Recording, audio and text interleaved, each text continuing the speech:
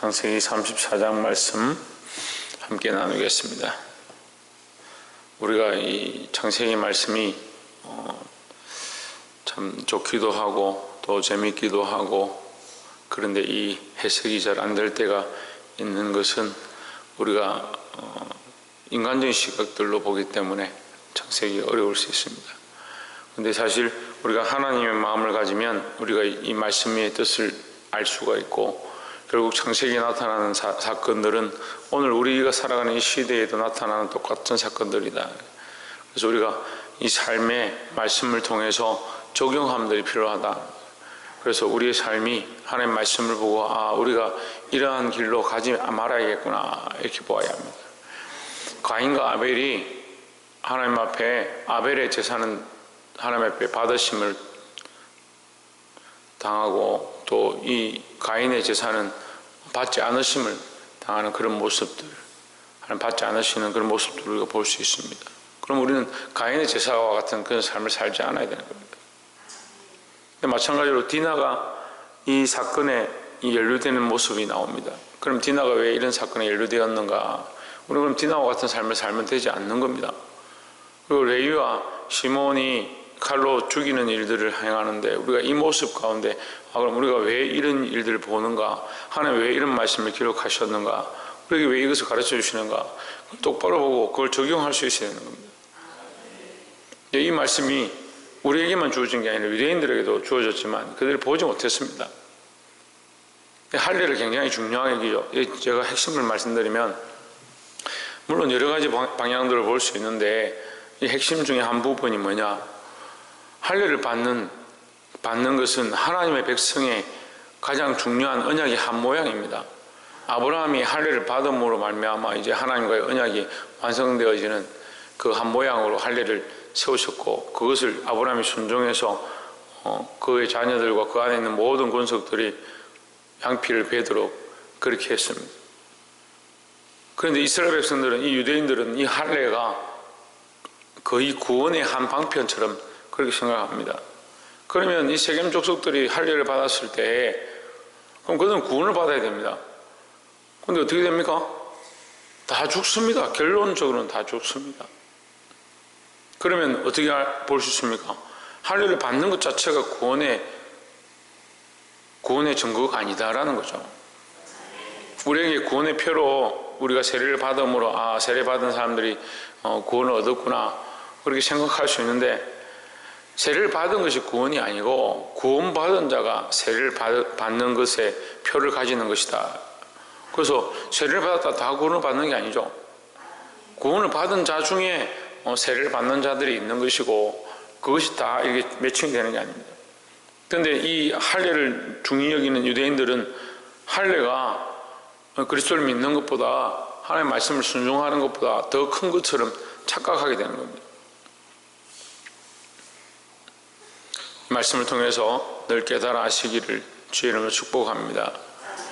우리가 한번 신앙 고백하고 한번 믿었고, 또 때로는 세례를 받았고, 또 말씀을 많이 안다든지, 또 무슨 훈련을 해서 뭘 이루었고, 성경을 몇 번 통독했고, 그러한 것들이 구원의 한 방편일 수는 없습니다. 구원받은 자들이 그렇게 사는 것이 합당한 거죠. 우리가 말씀을 잘 실천하고 기도를 많이 하고 새벽기도 나온다고 해서 그것이 구원받은 표다, 그렇지 않습니다. 구원받은 것은 하나님과의 관계 안에서 이루어진 거지. 그래서 늘 이것을 우리가 붙잡아야 되지. 인간들은 연약해서 자꾸 뭘 하냐, 어떤 표를 바라고요, 겉으로 드러나는 것들을 자꾸 붙잡기 시작한다. 보게 되길 소망합니다. 34장 2절에 레아가 야곱에게 낳은 딸 디나가 그 땅 여자를 보러 나갔더니 했습니다. 야곱에게 딸이 별로 없는데 이 디나에 대한 기록이 나와 있습니다. 얼마나 사랑스럽고 아름다웠겠습니까? 특별히 디나는 굉장히 이뻤다는 거예요. 34장 2절에 휘족속 중 하물의 아들 그 땅 주장 세겜이 그를 보고 끌어들여 강간하여 욕되게 하고 있습니다. 자, 이제 이 야곱이 사랑하고 이뻐하는 그 딸 디나가 그 땅에 나가서 보러 갔다가 강간을 당했다. 이제 이렇게 성경 이렇게만 기록하고 있습니다. 근데 여기 그 땅이 나옵니다. 우리가 이 성경에서 아브라함이 실수한 가장 큰 이유 중에 하나가 뭐냐? 사라를 속였다. 그렇죠. 사라를 속였죠. 사라를 자기 누이라 했다. 자기 아내를 하지 않고 사라를 누이라 했다. 잘못했죠. 근데 여러분, 이 동기를 봐야 됩니다. 우리가 하나님 앞에 중요한 게요, 어떤 행위와 결과를 보는 게 아니고 동기를 보는 게 더 중요합니다. 하나님은 항상 우리의 중심을 보시니까. 그 말씀에 처음에 동기를 얘기하는 겁니다. 가뭄이 들어서 그가 애굽으로 내려갔더니 하는 겁니다. 하나님 약속하신 땅을 지금 살아가는데 고난이 닥치고 어려움이 닥치니까 거기 못 있겠다. 그 더 좋은 곳 애굽을 찾아가 버리는 겁니다. 우리 인생이 그렇게 한다는 거예요. 하나님과의 관계와 하나님의 은혜 안에서 살아갈 때 고난이 닥치고 때론 힘든 일이 있습니다. 그럼 어떻게 해야 합니까? 그런다 할지라도 하나님 앞에 더 엎드리고 기도해야 되는데 뭘 선택하냐? 세상을 선택하고 다시 가버리는 거죠. 그래서 그가 죄를 짓고 범죄하게 되고 거짓말하게 되는 그런 모습 가운데 갑니다. 물론 결국 하나님은 그 모든 것들을 바꾸셔서 은혜로 갚아주셨지만 누가 실수했느냐? 아브라함이 실수한 거죠. 이 야곱이 어떠한 동기를 얘기하느냐? 그 땅에 있었다는 거예요. 지금 이 두 가지 문제인데요. 하나는 에서를 만났죠. 우리가 잠시 여기 머물겠습니다 하고 우리가 또 잠시 후에는 가겠습니다 이렇게 약속했는데 어떻게 합니까? 그 땅에 머물면서 아예 그 땅을 돈을 주고 사버리는, 지금 에서를 속이죠. 약속을 지키지 않습니다. 두 번째는 더 중요한 건 뭐냐면 그가 돌아와서 베델에 가서 하나님 앞에 그 언약의 단을 쌓겠다 약속했습니다. 그 떠날 때 약속했고 그가 돌아오는 이 사건이 그냥 기억하지 못할 그런 사건이 아니라 너무나도 그 비참한 상황 가운데 죽을 수밖에 없는 상황 가운데 하나님의 은혜로 라반의 그 칼을 피하고 에스의 그 칼을 피해서 하나님의 은혜가 그 앞에 있음을 그가 기도를 통해서 깨달았습니다. 그럼 당연히 하나님 앞에 돌아와서 그 언약을 기억하고 이 베델에다 단을 쌓고 하나님이 과연 내가 떠날 때부터 지금까지 나를 인도하셨구나, 나와 함께 하셨구나, 그걸 기억하는 것이 당연한데 사실 이 사건이 있고 야곱이 정신을 차리고 다시 베델에 가는 거예요. 이건 단순히 우리가 베델로 다시 갔구나 이렇게 보는 것이 아니고 왜 이 사건 뒤에 야곱이 그 베델을 기억하느냐 이렇게 봐야 되는 겁니다. 하나님 그와 함께 하신다는 사실을 잊어버렸고 하나님과의 그 언약의 사건들을 잊어버린 겁니다. 결국 그가 그걸 잊어버림으로 말미암아 디나는 어떻게 됩니까? 그 환경 속에 버림받아지는 겁니다. 롯이 그 땅을 바라보고 이 롯의 사건과 비슷합니다. 모양적으로 볼 때 비슷하게 보입니다. 롯이 뭘 봅니까? 그 땅의 기름짐을 보고 거기에 물이 많은 것을 보고 소돔과 고모라를 선택하는 겁니다. 세상이 그냥 아름다움을 보고 거기 선택합니다. 결국 어떻게 됩니까? 그 딸들이 거기에 문화에 취하고 그 아내가 그 땅의 문화에 물들게 되는 겁니다. 여호와의 사자를 보내셔서 천사를 보내서 그들을 급히 데려오지만 롯의 아내가 어떻게 합니까? 뒤를 돌아보다 소금기둥이 됩니다. 그 딸들이 그 땅의 문화에 취해서 어떻게 합니까? 그 아비와 동침하게 되는 그런 비참한 모습들을 가지게 됩니다. 야곱이 하나님 앞에 선한 것을 선택하지 아니하고 선한 길을 선택하지 아니하고 말씀의 길을 선택하지 않음으로 말미암아 결국 야곱의 딸 디나가 그 환경 속에 내버려진 바 됩니다. 우리가 바른 길을 선택하지 않고 바른 것을 가르치지 않으면 결국 세상에서 하는 일들이 옳다고 착각하게 됩니다. 지금 시대가 악하고 전염병으로 인해서 많은 사람들이 그런 생각들을 하니까 지금 이렇게 하는 게 당연하다. 주일학교가 다 깨져버린 겁니다. 저는 어른들은 사실 별로 걱정하지 않습니다. 솔직히 말씀드리면요, 어른들은 때가 되면 또 돌아와요. 자기들이 습관이 있으니까, 다녔던 신앙의 그 모양들이 있으니까. 하다못해 나는 뭐 그렇게 믿음이 없어도 우리 부모가 조상 때부터 믿었으니까 하면서 돌아온 사람이 많이 있습니다. 뭘 염려하느냐? 울산에서 제일 큰 교회, 저 교회 말씀 못 드리는데 제일 큰 교회 목사님 만나서 얘기를 이렇게 했습니다. 그러니까 본인이 뭐라고 하냐면 처음에 걱정을 많이 했다. 근데 조금 이게 단계가 괜찮아지니까 교인들이 처음에는 한 40%, 한 70%, 지금은 한 80% 정도 다 돌아왔다. 헌금도 거의 다 돌아왔다. 오히려 그때보다 교회가 힘들 줄 아니까 자기들이 더 열심히 하니까 교회 운영하는데 아무 지장이 없다. 제가 감사했습니다. 주일학교는 어떻습니까? 말씀 안 하는 거예요. 여러분, 왜 우리는 우리만 생각합니까? 우리 세대만 걱정합니까? 정말 우리가 울어야 될 것은요, 너희 자녀를 위하여 울라라고 하신 예수님의 말씀을 기억해야 합니다. 나는 그래도 지금 어떻게 했든 여기 나와서 예배드리고 말씀 듣죠. 자식들 어떻게 할 겁니까? 다음 세대는 어떻게 할 겁니까?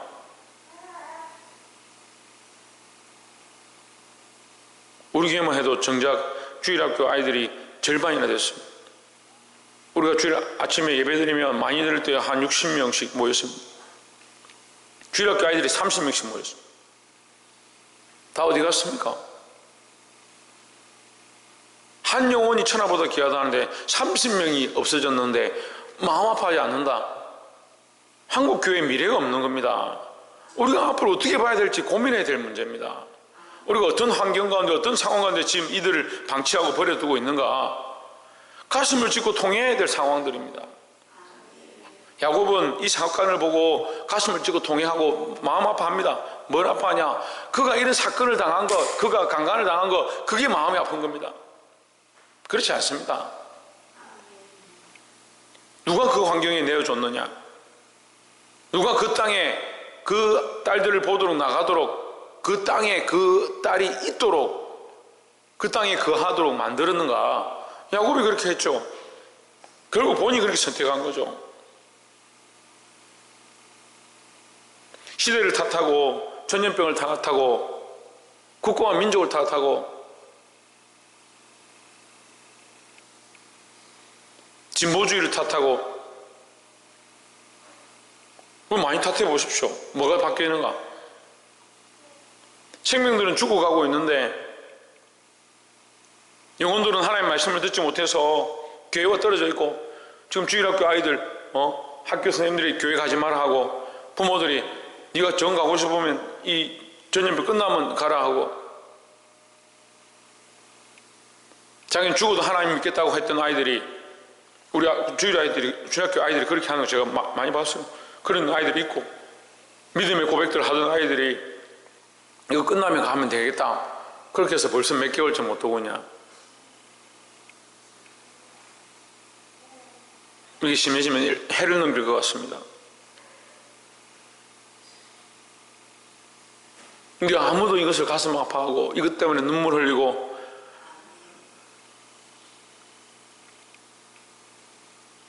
겉옷을 찢지 않을 뿐더러 속옷도 찢지 아니하는, 더 나아가서 자기 마음도 찢지 아니하는,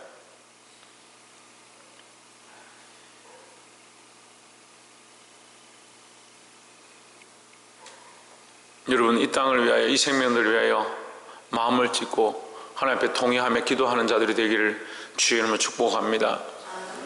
그래 나는 신앙생활 잘하는데 왜 자꾸 나보고 뭐라 하냐? 하나님 마음은 그런 게 아니에요. 자기만 바라보는 게 하나님 마음이 아니에요. 내게 맡기신 생명들을 바른 진리 가운데로 이끌기 위해서 우리가 몸부림치고 기도해야 합니다. 9절에 너희가 우리의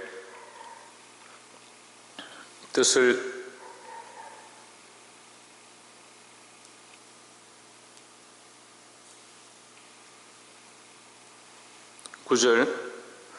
너희가 우리와 통혼하여 너희 딸을 우리에게 주며 우리 딸을 너희가 취하고 10절에 너희가 우리와 함께 가되 땅이 너희 앞에 있으니 여기 머물러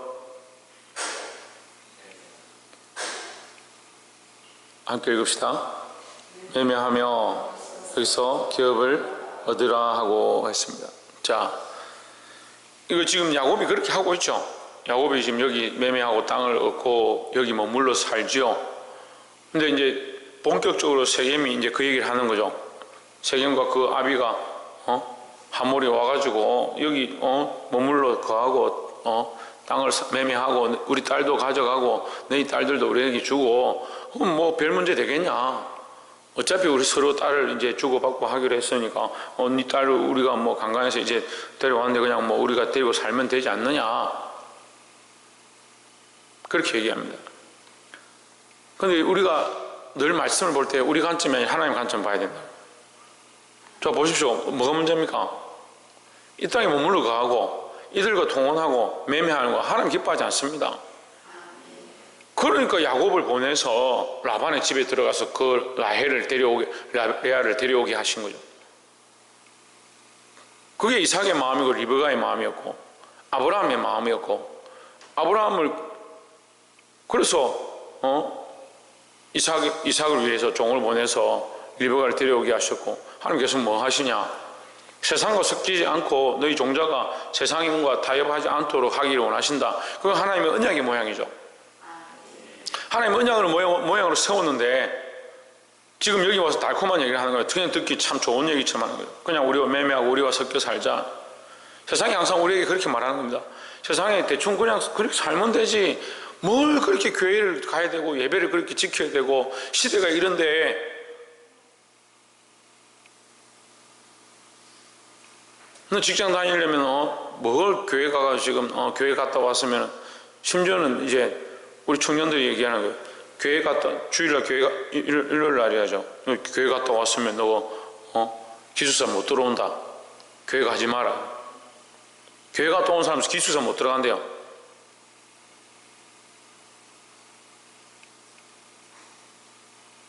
직장 다니는 사람들도 똑같은 일들을 당하는 거예요. 물론 다 따를 필요는 없는데 세상과 그래 우리가 타협할 필요가 없다는 거예요. 세상과 타협하지 않고도 얼마든지 덕을 끼치고 세상에 우리의 하나님이 원하신 뜻들을 굽히지 않고도 많은 사람들 덕과 빛으로 인도할 수 있다는 겁니다. 근데 세상 우리에게 그걸 요청하죠. 우리와 동원하고 우리와 교제하자. 누가 기뻐하지 않느냐? 하나님 기뻐하지 않는 거예요. 기준을 사람들에게 주니까 사람들이 좋아하고 사람들이 어떻게 하면 잘 이렇게 할 거냐? 물론 잘 해야 되죠. 근데 아까도 말씀드렸지만 동기, 마음의 중심, 뭐가 중요하냐? 하나님이 기뻐하시냐? 하나님과의 언약의 관계 안에서 하나님 뭘 원하시냐? 우리에게 뭘 명령하셨느냐? 어떻게 살기 원하시냐? 그걸 우선으로 세워야 되는 거예요. 지금 한국 교회가 여러 모양으로 지금 쪼개서 싸우고 있습니다. 심지어는 엊그저께 TV에 망치하고 돌을 들고 와가지고 목사님을 때리고 뭐 했다고 방송에서 그 사람들을 비추고 인터뷰를 하는 겁니다. 왜 때렸냐? 한쪽에서는 문재인 정부를 따라가지고 거길 쫓아간다 하고 한쪽에서는 주일날 꼭 예배를 모여서 예배를 드릴 필요 있냐? 우리가 이웃에 덕을 끼치기 위해서 비대면 예배를 드려야 된다. 그래 둘이 싸운 거예요. 그 뭐 여기는 보수라 하더라고. 그 정부를 싫어하니까 망치를 들고 와서 목사님 때려서 목사님이 전치 뭐 삼중과 입고 그래 뉴스에 나와서 인터뷰를 하는 거예요. 근데 거기서는 이 목사님을 굉장히 영웅스럽게 비추는 거예요. 비대면 예배를 주장하면서 비폭력적으로 맞으면서 이렇게 했다. 그거까지는 괜찮습니다. 그거까지는. 폭력적으로 행한 자, 저는 이 모습도 별로 아름답지 않고요. 이걸 주장하고 이것을 외쳐서 이렇게 되어진 것도 별로 저는 아름답지 않습니다. 왜요? 그것을 판단하는 기준이 사람들에게 있으니까요. 사람들의 관점으로 그게 이게 옳고 요게 더 낫고 이렇게 판단하고 있으니까요. 하나님의 관점은 이미 사라진 지 오래됐습니다. 하나님의 관점이 없으니까 서로 싸우는 겁니다. 네가 옳다 내가 옳다. 세상의 법이 좀 더 나아가서 세상의 법으로 우리들을 형사적이나 법적으로 민사적으로 우리를 판단할지라도 우리는 하나님 앞에 철저하게 하나님 말씀의 기준에서 하나님 기뻐하시는 뜻들을 우리가 볼 수 있어야 된다는 거죠. 말씀을 맺겠습니다. 마지막 25절에 제3일에 미처 그들이 고통할 때 야곱의 두 아들 디나의 오라비 시몬과 레위가 각각 칼을 가지고 가서 부지중에 성을 엄습하여 그 모든 남자를 죽이고 했습니다. 자, 여러분 이게 뭐냐면요, 거룩함을 이게 더러움으로 바꾸는 거예요.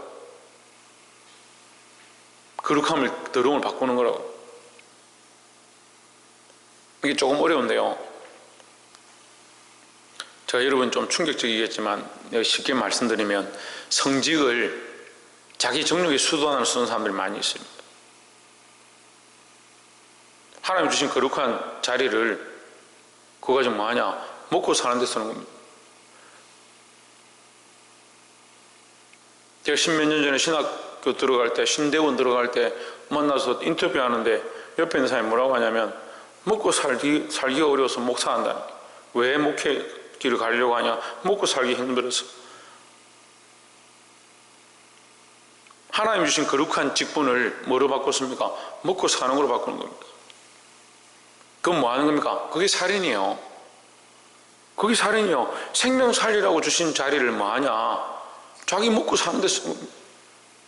장로로 세워놓으니까 뭐 하냐? 자기 명예와 자기 영광을 위해서 옳고 그름을 판단하지 못하는 겁니다. 하나님 원하시는 뜻은 뒤에 있고 뒷전에 있고, 자기 영광, 사람들 앞에서 나를 어떻게 말하느냐, 나에게 어떻게 대우하느냐, 나를 어떻게 대해주느냐. 하나님이 주신 거룩한 일들을, 생명 주시고 영혼 살리라고 맡겨주신 일들을 우리에게 축복하셨으면 그 축복으로 영혼들 위해 써야 되고 영혼을 살리는 데 사용해야 되는데, 하나님과의 언약을 잊어버린 것도 문제고요. 아까 말씀드린 제일 중요한 건 하나님과 언약 관계예요. 두 번째는 하나님이 주신 것을 뭐로 주셨습니까? 할례의 거룩함을 줬습니다. 이 할례는 거룩한 거예요. 왜 거룩하냐? 우리의 육체의 죄의 모양들을 잘라버린다는 거예요. 그래서 우리 몸에 죄의 모양들을 잘라버린 그 표시, 흔적을 가진다.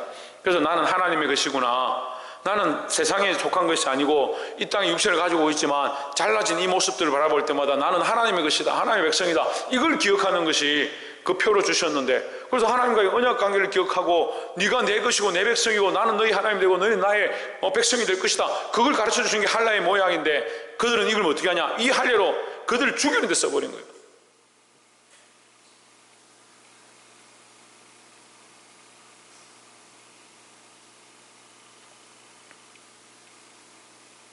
제가 자꾸 목회자들을 이게 비난해서 비난하려고 하는 거 아니에요. 있는 사실들을 얘기하는 거죠. 성비위 문제가 굉장히 많이 생깁니다. 왜 생기냐? 자기들의 권위로 이 여성도들을 마음대로 하는 거예요. 제가 주위에서도 많이 들었어요. 평신도일 때도 들었고 목회자의 자리에 왔을 때도 들었고, 깨끗한 사람도 별로 없는 거예요. 무슨 얘기를 하려고 하냐면, 하나님 주신 것을 가지고 거룩한 데 써야 되고요, 하나님 주신 이 언약의 모양을 가지고, 지금 할례의 모양이 거룩한 언약의 모양이잖아요, 이걸 구원에 써야 되는데 이걸 죽이기 위한 데 쓰는 겁니다. 우리에게 똑같이 이 일들이 주어졌습니다. 우리 한 시간, 하루, 10년, 이 평생을 통해서 생명 살리는 데 쓸 거냐, 우리에게 주신 이 몸과 육체와 강건함과 재물과 우리 자녀들을 생명 살리는 데 쓸 거냐, 아니면 죽이는 데 쓸 거냐. 누가 모아야 되느냐? 내가 지금 이 말씀을 가지고 똑바로 분별해서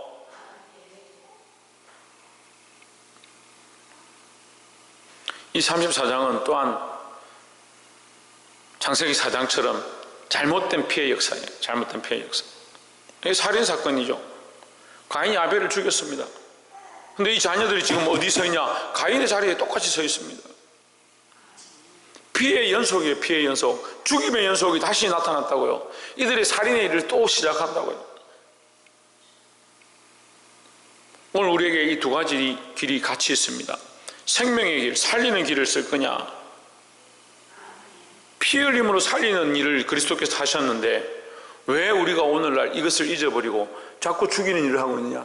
내게 주신 축복으로 영혼을 살리는 데 힘쓰지 않고 죽이는 것 그냥 내버려 두고 아이들이 죽어가고 망해가는데 그걸 보지 못하느냐?